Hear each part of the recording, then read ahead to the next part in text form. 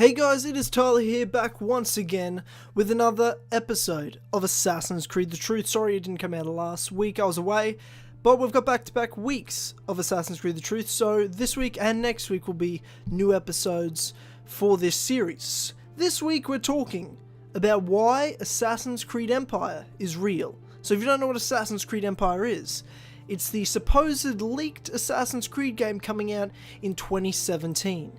Set in ancient Egypt, and really we don't know anything else but that setting, that time period, and the release window of 2017. So this came from first a supposed Ubisoft developer on 4chan leaking information on the next game and explaining that Ubisoft will take a year off in 2016 and not release an Assassin's Creed game. It was then corroborated by Kotaku that that was in fact the case. So I'm going to talk about today why I think Assassin's Creed Empire is in fact 100% legit, 100% real, and we will see it in 2017. Now first of all, Egypt is a huge historical setting to place an Assassin's Creed game, something lots of fans have wanted or been afraid of happening for a very, very long time now. There's been hints all the way back to 2010 when comic book and poster images of Assassin's Creed Egypt sort of settings or spin-offs kind of were put up on the internet, even though they were just kind of comic art and nothing set in a sort of game setting. There's been hints all throughout the franchise that Egypt is an important location and country, with cities like Cairo and Alexandria being at the forefront of those important historical areas. From things like Arno sending an apple of Eden to Cairo, from Altair's son travelling to Alexandria to raise his family after Masyaf was abandoned. There's a whole lot of different hints and heaps more throughout the franchise that Egypt is an important location. In fact, the Assassin's Creed Council website has a whole site page with lists of hints all throughout the series and franchise that possibly hint and link somehow to Egypt, whether it could be to do with a future game, or really in most cases just to discuss in a relevant setting of the games it was mentioned in, because it had some sort of significance at that time, not actually hinting to any future game. But I'll leave the link to that page in the description so you guys can go snoop around for yourself. Of course there was the Kotaku leak, which is a huge thing. Kotaku have leaked Assassin's Creed 4 Black Flag, Assassin's Creed Unity, and Assassin's Creed Syndicate. In fact, back then it was Assassin's Creed Victory, and it was only 2 weeks after Assassin's Creed Unity had released. Kotaku are responsible for all of these leaks in Assassin's Creed games over the past 3 years. So they're pretty reliable when it comes to this. However, this is their weakest leak so far, because they're going off hearsay and we're supposed to believe what this guy's heard. Now, there's no real reason not to believe it as of yet, but because there just wasn't enough info at the time it leaked, it's kind of like, well, who really knows? He mentioned certain things from Ubisoft are going to take 2016 off was one major point, and they'll release the next game in 2017. They talked about the fact that it'll be set in ancient Egypt, also mentioning settings like ancient Rome, but they're not too sure on that. And they did discuss, though, that the character they'd use could potentially have a trilogy or sequels of games in his settings that can expand then from Egypt, who knows, to possibly Italy or Greece at that ancient period of time. They then went on, of course, to mention other things such as why Ubisoft is doing this, because of the Unity debacle and how that affected Syndicate sales, and all sorts of things like that. It was a very interesting leak. However, it didn't have any screenshot leaked images or poster items or anything like that had in the last 3 years. Unity, they had screenshots. Victory, they had screenshots. Black Flag, they had a screenshot and a poster image. Like, they've had evidence, whereas this is all hearsay, so it's tough at first to believe. However, as many of you probably know, unless you've been living under a rock, Ubisoft announced themselves on their blog that the team behind Assassin's Creed will be taking 2016 off. And we'll talk later about what they're going to be doing for the future of the Assassin's Creed franchise. Now that's huge news, obviously, because that's 50% of the Kotaku leak 100% confirmed. So when Kotaku just come out of nowhere and talk about that, as well as of course the supposed developer that leaked and said that same stuff on 4chan that Kotaku did corroborate, when they go and say that, that's kind of, like I said, hearsay. You don't know for sure, but when Ubisoft just so happened to 2 weeks later confirm 50% of it, it goes from just being a guess that Kotaku or this 4chan supposed developer made to, okay, clearly they know more than we know and they know something going on inside Ubisoft. So that, to me, itself is confirmation for me that everything else they've said is true. Now, does that mean that in the next 2 years until Empire supposedly comes out, changes won't be made? There's not possible revamps to certain things, and there could be even some huge major changes that they're talking about now? Of course, there's a huge chance that that'll happen. Of course that could happen. However, I do still believe that if they're setting it in Egypt, that is what they're going to go with in 2 years. That's what we will expect in 2017 for the setting of Assassin's Creed. There's also, of course, the fact that it's said to be the Black Flag team working on Empire. Now, if you look at the Black Flag team, you have Ashraf Ismail, who was the creative director or the game director, and you had Darby McDevitt, who was the lead writer. Now, both of those people are supposedly working on a top secret Ubisoft project right now. So that already is a huge indication that this is the game they're working on. You also have Ashraf Ismail himself, who, when Assassin's Creed 4 Black Flag was about to come out, said that he'd love to make a game in Egypt. He wasn't confirming anything, he just mentioned that that's a setting he'd like to see. Now, it just so happens that this is the supposed next setting, and he's also working on a secret project, and he's a part of the team that's working on it. You know, it's so much lining up that it's just so hard not to believe, and to me, it just confirms all those things. Now that to me is the reasons why Empire is real in a real world sense. Now I'd like to talk about my theories of the game and why it makes sense in the actual story of Assassin's Creed that they will be going back to ancient Egypt. Now the first thing I want to talk about is the modern day. Now, having 2 years and a bit of a gap to kind of learn from their mistakes, see what we want as fans, they have time to develop. Modern day is a small section of the games, so that's something they might not have even started working on yet, and they have 2 full years, plenty of time for them to not only make a modern day for the next game, but also start to plan further along. That's an amazing thing for this. Now, in my opinion, we're looking at Desmond's son. Now, there's the whole Desmond son rumors and all that stuff, or at least someone who has very similar genetic DNA to him, possibly cousin, brother, something fucking crazy. I'm gonna go with Desmond's son. It's something that's the most interesting and that makes the most sense, story-wise. Now, he's also a sage. Now, this is something dropped back in Assassin's Creed Syndicate. These are huge hints to the future of the franchise and where it's going. I don't think it's random, especially the whole sage factor. Sages are very important right now in Assassin's Creed.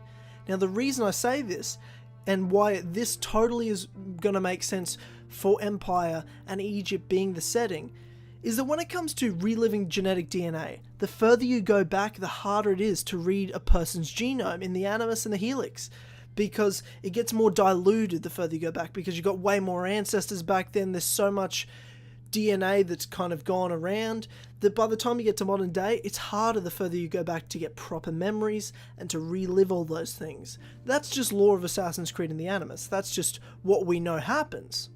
However, in Unity, there was the Project Phoenix cutscene that totally discussed all of this and how the sages work. So why did the triple helix theory gain so much traction? Why did Rosalind Franklin's X-rays seem to confirm it? It turns out that their initial samples had been taken from small traces of precursor DNA, the rare genes of an ancient race embedded in our own. We now know that triple helix DNA is the foundation of the precursor genome. It is the genetic Rosetta Stone of our age. If we can crack it open, if we can sequence the full precursor genome, there is no limit to the knowledge we will gain. Using Animus technology, precursor history will be open to us for the first time ever. Ancient languages will be unlocked, and ancient technology will be ours for the taking. Imagine what will be possible if we master the technology that underpins the pieces of Eden. Such discoveries would surpass 100-fold the splitting of the atom. Last year, we located a rich sample of precursor DNA in a donor whose genes contained human and precursor DNA at an incredible 25-to-1 ratio. Our work will begin with this sample. Our goal is to unravel the triple helix, sequence the precursor genome, and change the world for the better. Last year, Abstergo acquired the body of a man we call a sage, one of a rare breed of humans with a surplus of ancient DNA. This sparked a search for more sages, in the present and in the past. So as you see, sages have the triple helix. The double helix is what us mere mortals, normal humans have. That's the DNA we're used to having, such as Desmond. But let's just say Desmond's son, the sage, goes into an animus.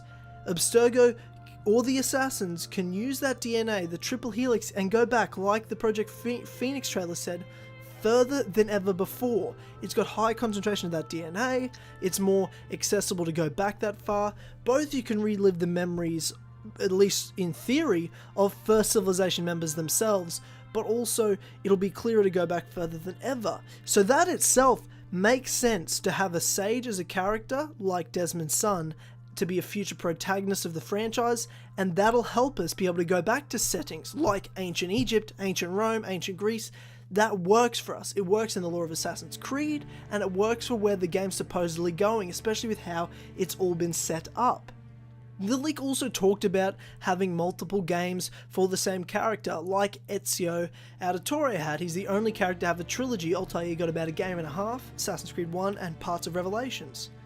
And of course, Bloodlines, the side game that you kind of had. So I guess overall, you got 2 full games, if you want to put it that way. But it's something when you look back at the franchise that they tried to steer away from after Ezio, because they felt that people were getting sick of the character. And now, once you've had a billion different assassins in the last 4 or 5 years since Ezio, they can look back and realize, oh shit, our most successful period of the franchise, with interest, was when we had one main character. Now, it doesn't have to be forever. We all knew when Ezio's time was done, it was done. We were happy to move on. It was the right time. We didn't have it too little. We didn't have it too late. It was a good timing. But that doesn't mean you can't do multiple games ever again for an assassin. I talked about it last year. I made a whole video on it of why Ubisoft need to make multiple games for the same protagonist and not change it every year. I also said in that video that I don't think it should be Jacob and Evie. I think we need to go back further, get a good time period, like the ancient times of Egypt, Rome and Greece, where you have one interesting time period that you can have one game in, and then you got all these interesting areas in that same time period that you can travel to in the next game and use the same character, like Ezio, who went from, Florence and Venice in 2 to Rome, then to Constantinople. You have interesting settings with multiple areas in that setting. You can have multiple games with one character. It's something that I've wanted for a long time. I've advocated for.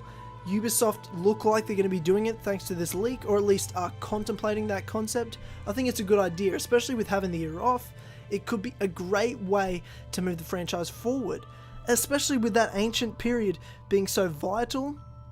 So who knows what could be going on in ancient times, to see how the pyramids were built perhaps, to see all this sort of stuff that the first civilization could be more involved in back when the people knew about them and they were worshipped like gods and things like that. There's so much we could get from a time period, and having a character go to all these interesting places like Greece, like ancient Rome. I know we've gone to Rome, but ancient Rome's totally different. And of course, ancient Egypt. There's so many different settings to have multiple characters in there. And getting back to those roots, you don't have to stay with that one character forever. 2, 3 games, that's great. Then move on and do 2 or 3 games again with another character.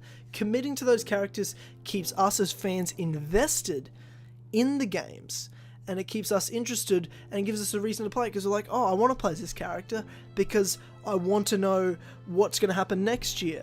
I want to know what's going to happen the year after because I'm playing as this character. You want to invest your time and make it worth it by continuing on. And then when it's time, we will know it's time and be like, yeah, fair enough, you've had 3 games with him, let's move on. And then we do the same thing. It's a great sign. It's good to see from the supposed leak, and I think it would be great for the franchise in that time period. And I think it's great in terms of Juno and all the secrets and things that are going on in the modern day with sages that could link going back that far and finding some interesting stories and some truth about maybe how to stop Juno. Who knows? There's a lot that could possibly happen. I think the time off is a great thing for the planning of the franchise and for Ubisoft to really work on developing the future of the franchise with ancestor characters and also a modern day protagonist with a continuing modern day story and plan to go forward without just kind of figuring out as they go along. Let's plan for the future, and hopefully there's no games every year ever again, and we go every 2 years. That's a perfect amount of time, especially because you have multiple teams working on it. It gives everyone more time, you can invest more people in it. It's a great sign for the franchise, and these are my theories for reasons of why it could possibly be the next setting, but also, of course, the reasons I think it really is the real setting in terms of all the things we know about the leaks, about Kotaku, about Ubisoft. That's why I think Assassin's Creed Empire is real. Whether it's called Empire or not, it's a codename, who knows. But Egypt is the setting we're going to next. And because we have sages, because we have Desmond's son, and because we have all these things we need to find out to stop Juno, these are why we're going back so far. There's so much going on. I'm very encouraged by what's going on for the future of the franchise, and I look forward to doing more theory videos on the future of the franchise as we go along with this series. Thanks guys for watching. Look forward to more next week as well as going forward for Assassin's Creed The Truth, and I'll see you guys next time. And of course, let me know your thoughts of why Assassin's Creed Empire is real and what you'd like to see for the franchise going forward, both in modern day and for our ancestor character. Is Egypt something you want? Would you like to go have sequels for that character in ancient Rome, ancient Greece? Who knows? Let me know in the comment section below, guys. Thanks heaps for watching. I'll see you later.